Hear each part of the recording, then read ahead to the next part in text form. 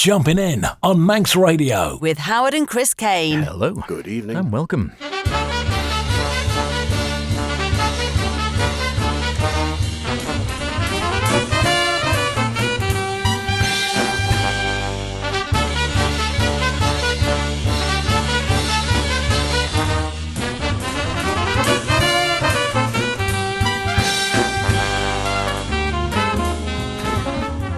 It is indeed that time once again, a Friday evening, every other Friday evening, where you will find the best in modern and contemporary jazz. It is Jumping In with myself, H. And me, Chris. Yes, welcome along to this week's show. And things are heating up and then cooling down and possibly heating up again. Wimbledon's on the telly and jazz festivals are popping up left, right and centre, not least of which is the North Sea Jazz Festival in Rotterdam, which this year will be celebrating its 50th anniversary next weekend. And we're going to pop over and so we'll report back. So, H, what's been getting you in the festival mood as the inbox of new releases groans at the seams?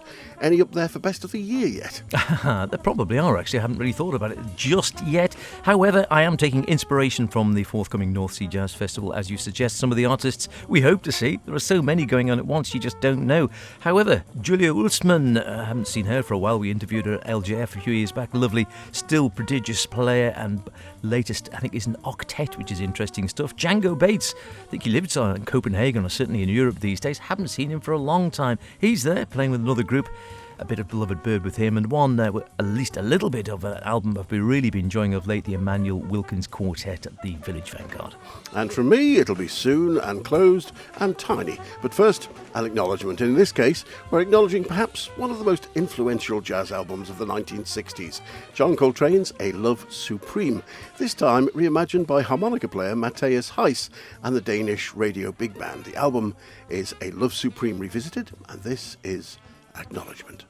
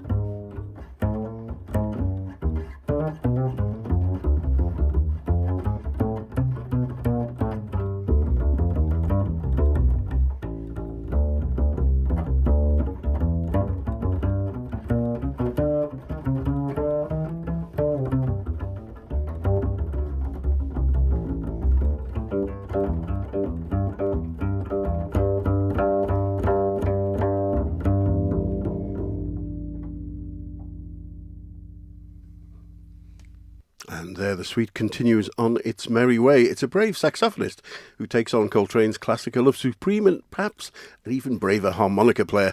The humble chromatic mouth organ, once beloved of Belgium's revered Toots Thielman, has been making somewhat of a resurgence in popularity of late, with players such as Olivia Kier-Uru, who we featured playing the music of Ralph Towner, Gregoire Marais, who we were lucky enough to see in a harp versus harp contest at Dinant Festival a couple of years ago, and in this instance, Matthias Heiss, who I have featured on the show before with his group The Action 4S. And with some 8 albums in his own name, plus some 75 recorded appearances on others, the young 30-something Dane has not been slacking. But does it work? Well, the harmonica is a fragile instrument at the best of times, and when faced with a big band behind, I think in this instance it holds up pretty well on its own account. The suite is interesting, the orchestration and the band are terrific. It's not going to steal Coltrane's thunder anytime soon, but I think it's a pretty good interpretation.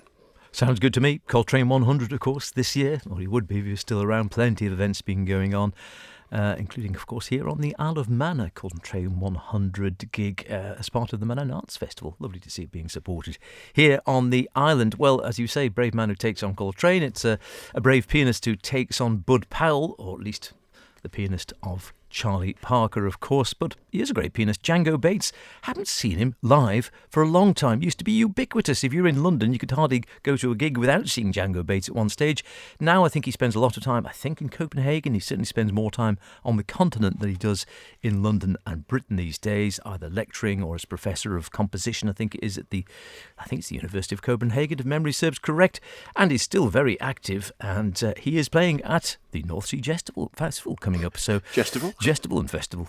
Looking forward to seeing him, hopefully, if we can see him there, not with his own trio, but part of another group. But it made me go scrappling back to some of his earlier work. Beloved Bird, I did really rather enjoy. Django Bates, along with a Peter L double bass, Peter Brun on drums, and here they are in, I'm hoping it's going to be warm enough in Rotterdam for the North Sea. Hothouse.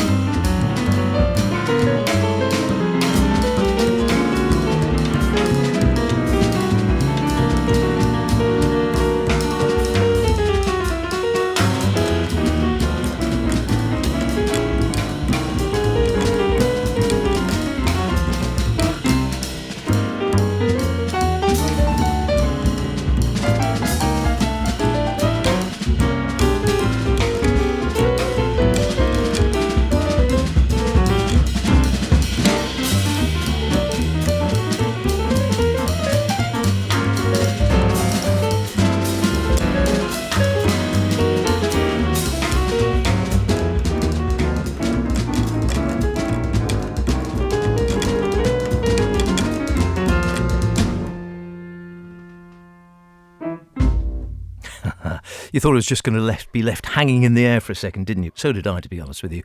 But he does actually resolve it at the end. But Hot House, as interpreted by Django Bates, no mean player on the piano. He composer, lecturer, performer, pianist, French horn player, super talented, super nice guy. Always sort of rather like the music. I think the music very much is like the man, sort of quirky, left of field, bit sort of bonkers in a way, but fantastically talented. I think that probably sums him up. I'd imagine he'd take that. It'd be nice to see him again. We have not seen him live, at least I haven't seen him live in years. I think it was something like Beloved Bird. I last saw him live performing. He is at this year's North Sea Jazz Festival, though, and we will hope to see him on Saturday next with Anouar Brahim after The Last Sky, Django Bates, Anja Lechner and Mats Arletsen playing there at the North Sea Jazz Festival. And of course, he has played with Anouar Brahim on, was it Blue Macams or something along those lines, an album on the ECM. Looking forward to that. It'd be wonderful. Looking forward to all the North Sea Jazz. A new experience for us. It's one of the biggest jazz festivals in Europe, I think. One of those ones where there's too much going on at once. We're often grumbling in London about not enough happening in one evening. This one is probably going to be too much happening all at the same time. Yeah, the problem is there's lots of stuff you don't know anything at all about, but all the stuff you do know and want to see is at the same time. But Django also, of course, a loose tuba, more of which later on. But next up from me now, a new release from bassist, composer and band leader Ben Wolfe, who with his unapologetic, I'll get it right, straight ahead quintet of A-listers guarantees a bop fest. Here's the swinging title track, Anytime After Now. Here you go.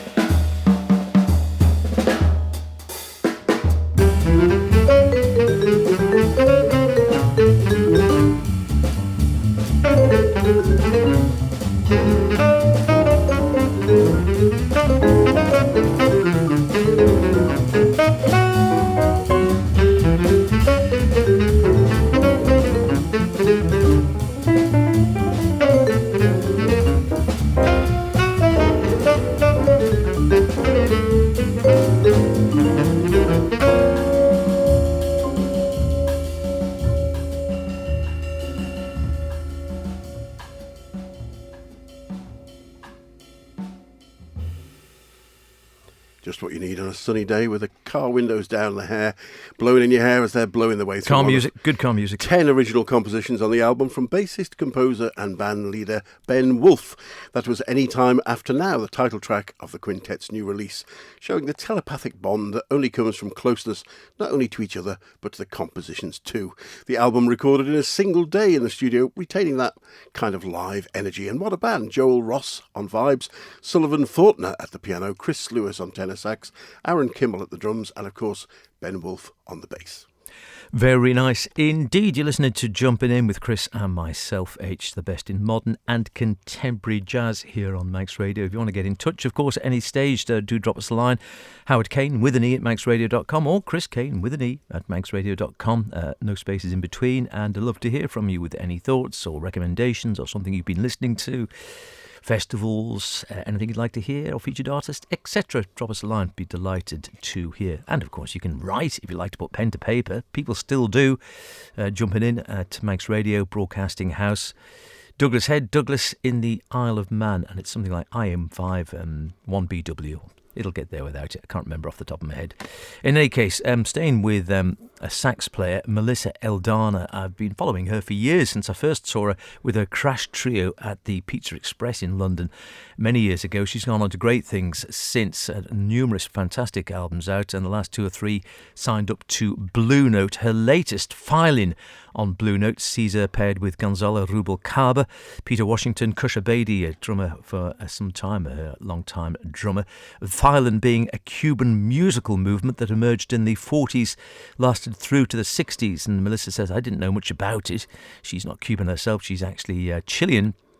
And she said, I started listening and learning and felt an immediate connection, something in the way the melodies moved, the stories they told, the emotional weight they carried, all felt very familiar, even though it was new to me. It's all ballads and none the worse for that. So maybe not car music, maybe late night music, but I've been thoroughly enjoying it, funnily enough, late at night. Here's the second track on the album, Dime si eres tú.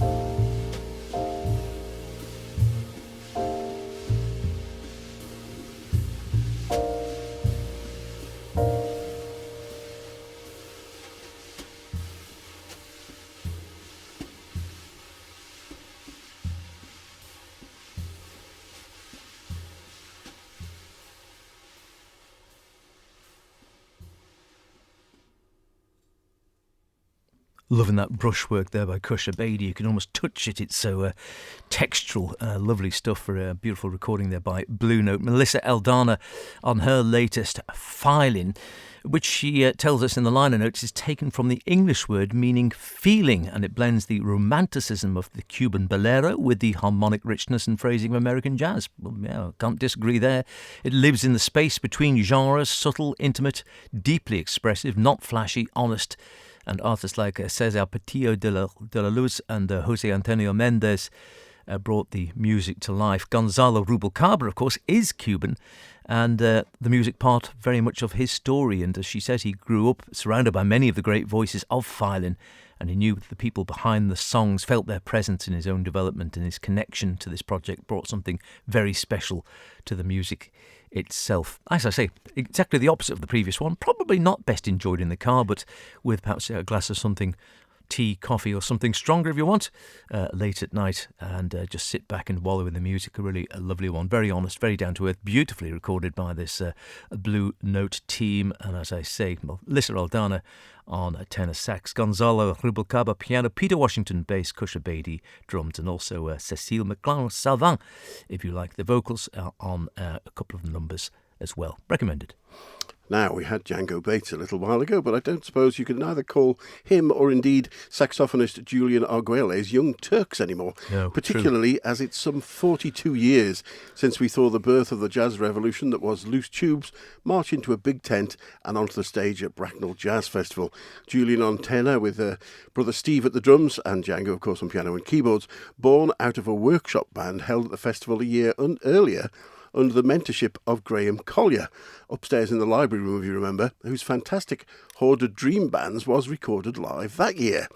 And the eagle-eared among you, if you listen to that, may recognise a couple of slightly younger Jumpin' In presenters whooping in the background on that album. Steve has lived mainly on the continent for many years now and currently holds the Professor of Jazz Saxophone chair at the Institute of Jazz, Graz, Austria, but still manages to release an album of his own most years, with some 27 albums to his name, plus being featured on countless other recordings in many great larger ensembles and big bands. Here's a track from his latest album, Echo Fields, Lek Lock.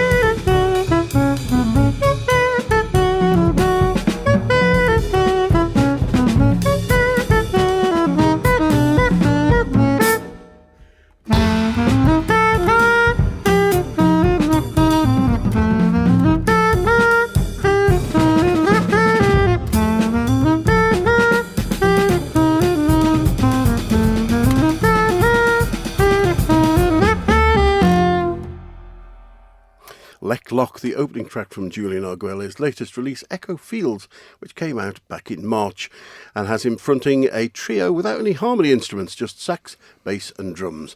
A very different sound from 2024's Doublespeak, which featured looping quite a lot of him by himself, electronics, multi-tracking.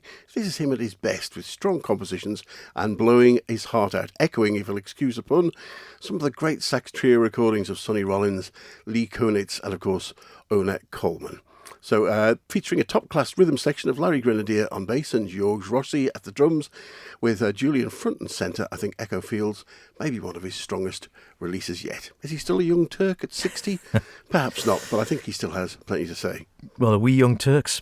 Probably not. Old Turks? I don't know. Fine wines, laid down and best avoided. Yes, Stilton. Yeah, the veins are bluer and the smell stronger. Okay, another artist who I'm looking forward to catching up with again is Julia Hulsmann. We had a wonderful chat with her a few years back at the London Jazz Festival, where she'd been playing with, I can't remember, it was a trio, I think it was the quartet. She played out for a long time with a trio and then expanded it, and her most recent album, it's on ECM, was with an octet. She is appearing on the Friday, I think it is, at the North Sea Jazz Festival with her quartet again, also with a Hildegard Öseth playing as well, which meant me digging back into the racks to listen to some favourite albums of Julia over the years, or Julia if you prefer. Quite prodigious. He's got certainly 8 or 9 out on ECM, to the best of my knowledge. I haven't actually really counted them. I'm going to go back to 2013 anyway, one with her quartet in full view. Julia on piano. Tom Arthurs, who we were just saying, left London and British shores to head to Berlin many moons ago and has never reappeared back on the British scene, but still very active on the German scene and I think on the continent. Mark Mühlbauer, her long-term double bass player, and equally on drums, Heinrich Köbeling, who's been playing with her for a long time. And this is the aptly named track for your granny. It's called Nana.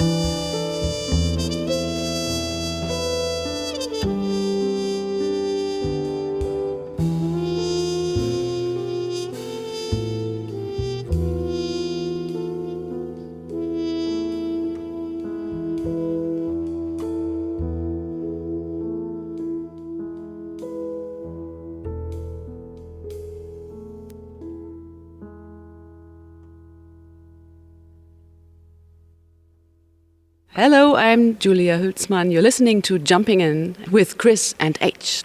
How about that?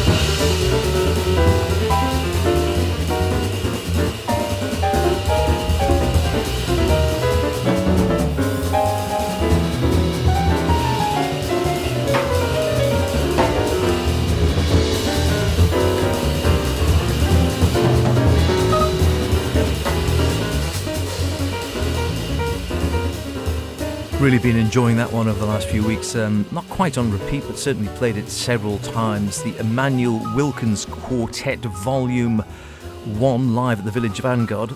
It's one of those ones where apparently there are 3 volumes, according to the reviewer, I think Stuart Nicholson in Jazzwise, who probably gets sent anything months before they are available elsewhere. 1 volume is available as a CD, 2nd volume only appears to be available as a download, and volume 3 doesn't appear anywhere as far as I can see at the moment. Well, one can assume that volume 3 and 2 will appear at some stage. 3 will be just vinyl, I suspect. Great stuff. Emmanuel on alto, Mika Thomas piano, Raima Takanaga bass, and Kweku Sumbri at the drums. Well, that's just about it with this show. Where does the time go? Well, we've just got enough time to feature a track from New York-based saxophonist Eldon Helmuth and her quartet. Slightly unusual in having 2 bass players, Logan Kane and Miller Wen. Jocelyn Brown on drums, and on some tracks guesting Paul Cornish on piano and Yakiv Sivinsky on trumpet. This album's called Tether, and this is Microfictions. See you in a couple of weeks. Be good. Bye for now.